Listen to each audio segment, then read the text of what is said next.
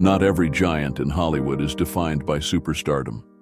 Some shape their careers by slipping into our memories quietly, one unforgettable character at a time.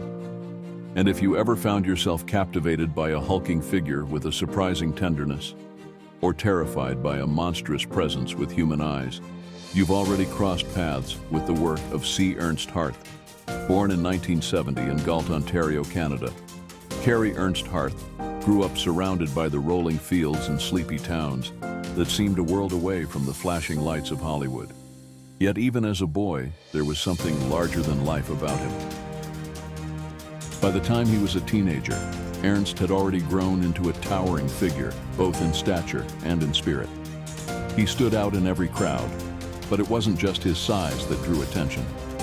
It was the mischievous glint in his eye, the kind-hearted smile that could disarm anyone, and a gift for transforming himself completely when the curtain rose.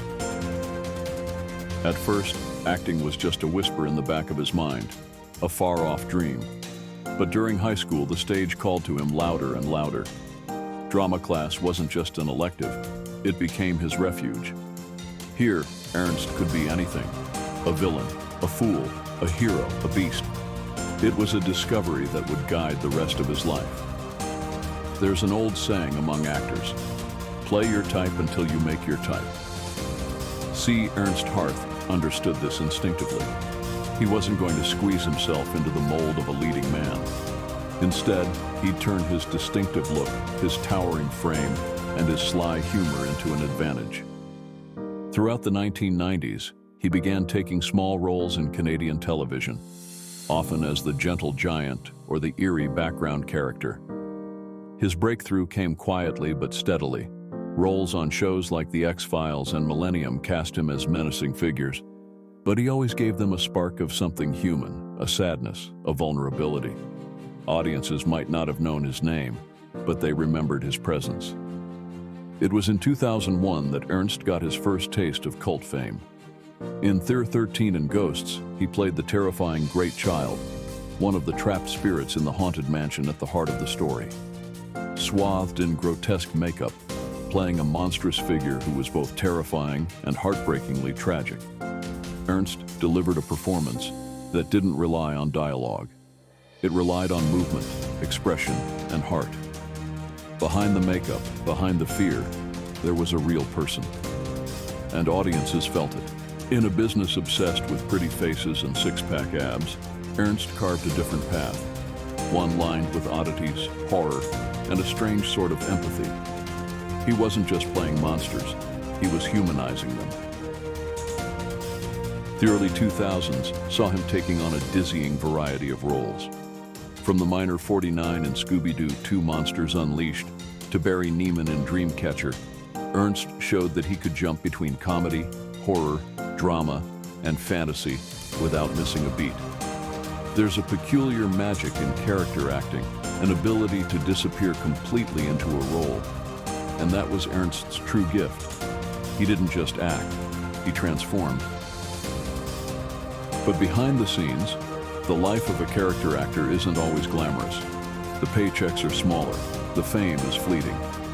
There are months where the phone doesn't ring, roles come and go, and often, even brilliant performances get lost in the noise of bigger names and louder blockbusters. Still, Ernst stayed the course. He believed in the work. He believed in the craft.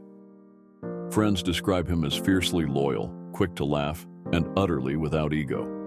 Despite playing menacing figures on screen, in person, he was known as one of the kindest people you could ever hope to meet on a set. He became a favorite among directors who needed someone who could embody the terrifying and the tender, sometimes in the very same scene. One of his most personal projects came later, when he began to venture beyond just acting. He explored writing, producing, and even teaching, sharing the lessons he'd learned through decades of working in film and television. For Ernst, success wasn't about being famous. It was about staying true to who you are and finding joy in the journey. Today, Ernst Harth remains one of those faces you instantly recognize, even if you can't quite place his name.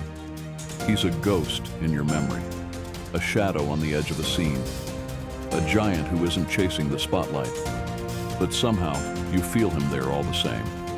His career stands as a testament to the unsung heroes of the entertainment world, the character actors, the shapeshifters, the ones who, without even trying, make the impossible feel real. Because in the end, it's not always the leading man who leaves the deepest impression.